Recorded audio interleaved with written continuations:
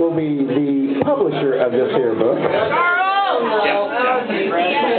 Since he makes some more money here, I guess. I would like to introduce Mr. Charles E. Brown.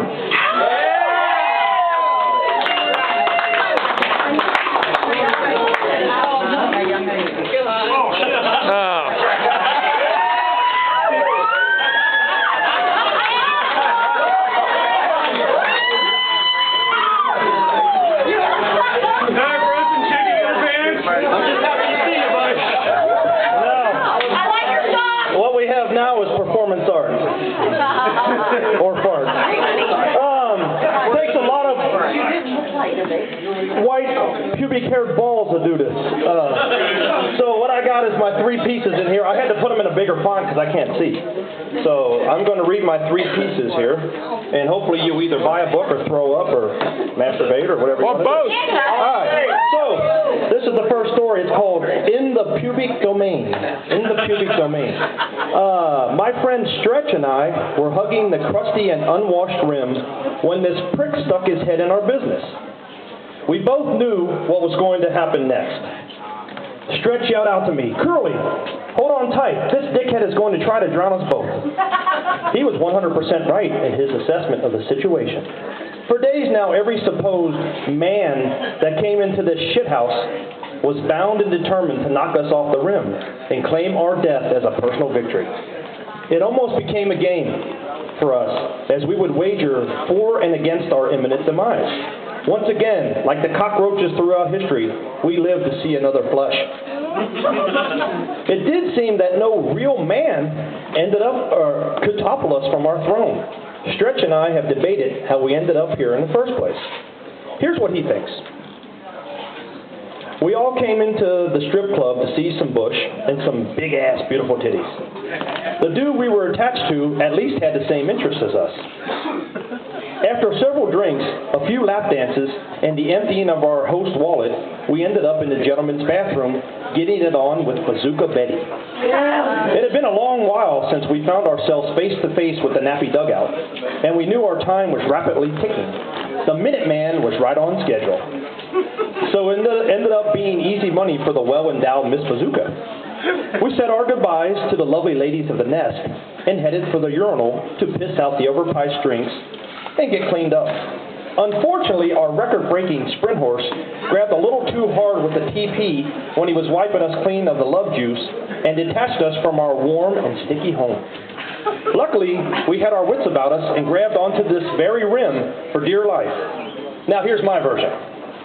We did indeed enter this over 21 establishment to view and possibly screw the best of the breast.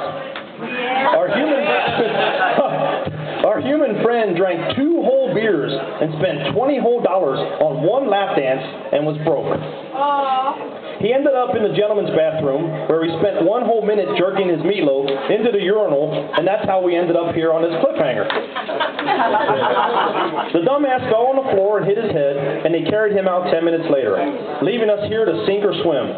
So we have been here for a couple of days now debating our future because no real man had come along to knock us off or actually clean up this cesspool. Until right now, a drunk tranny from the bar next door is heading our way.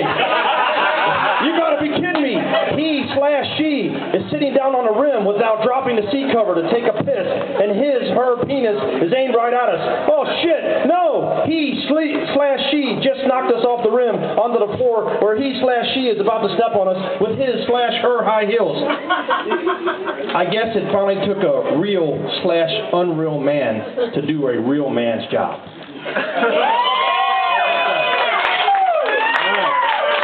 This one should offend everybody. It's called Runs for Your Life. Runs for Your Life. Politics in the United States of America had become so polarized after the election of 2012 that something had to give. It was the first time in the history of the country that a cross-dressing atheist had become president. The vice president was a Jewish recovering Catholic turned Muslim, and that pissed off damn near everyone. This one's for the atheist. Even the latest pope turned out to be a post-op woman going by the name of Jean Paul I.